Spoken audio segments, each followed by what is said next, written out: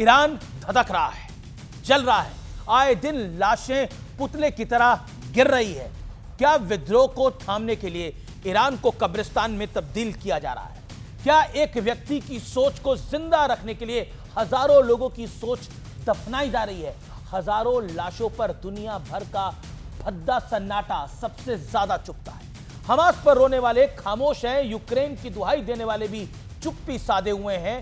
देश में भी कोई विरोध प्रदर्शन नहीं हो रहा। हैरानी तो इस बात की है कि कब्रों के ढेर पर बैठे जेलेंस्की कह रहे हैं कि ईरान में सत्ता परिवर्तन जरूरी है। और इस पूरे खेल के बीच दो मुख्य खरीदार हैं, खमेनेई और डोनाल्ड ट्रंप नैतिकता के पुतले लहरा रहे हैं। ऐसे करके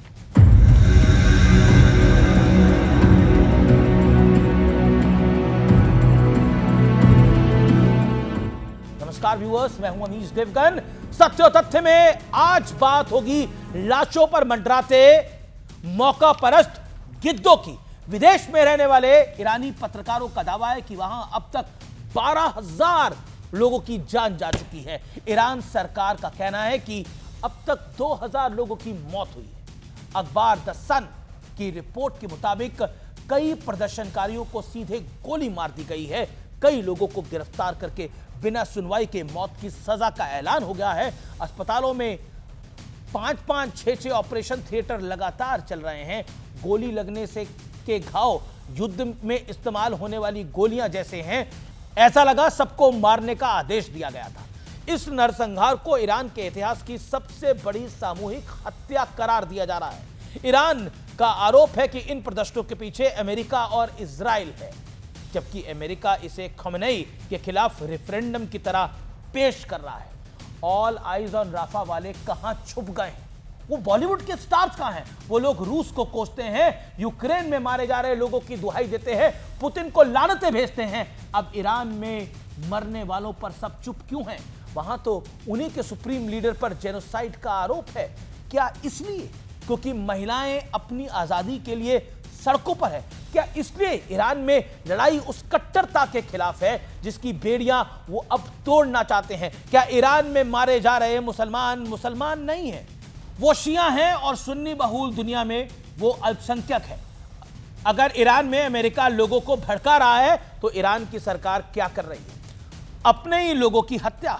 सवाल तो भारत में अल्पसंख्यकों के झंडा बरदारों पर भी है, उनकी खामोशी पर भी होना चाहिए। फिलिस्तीन और हमास में जब इजराइल ने बम बरसाए तब भारत में किसी नेता ने फिलिस्तीन के नाम का थैला सिलवा लिया था, तो किसी ने संसद में फिलिस्तीन जिंदाबाद के नारे लगा दिए थे। लेकिन ईरान को लेकर ऐसे किसी विरोध प्रदर्शन के बारे में ना आपने सुना है ना मैंने सुना है। मैंने तो नहीं सुना। अब पड़ोसी देश आतंकिस्तान को ही देख लीजिए। हमास के आतंकियों को वो अपने देश में रेड कारपेट वेलकम दे रहा है, लेकिन ईरान से दूर है।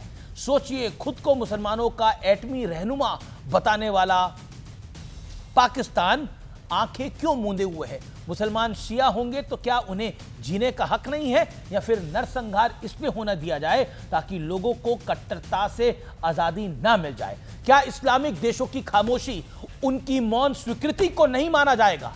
इस्लामिक शासक इस्लाम को मानने वालों को मरवाएं तो ठीक है, और कोई यहूदी या ईसाई शासक बम बरसाए तो वो गलत।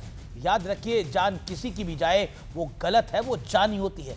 किसी को हक नहीं है वो अपने मन की संतुष्टि के लिए या अपनी सनक के लिए लोगों की जान ले ले। किसी को इस बात का हक भी नहीं है कि अपनी सुप्रीमेसी स्थापित करने के लिए दुनिया भर के देशों में उथल पुथल मचा दे। और ये सब कुछ सत्य और तथ्य पे आधारित है।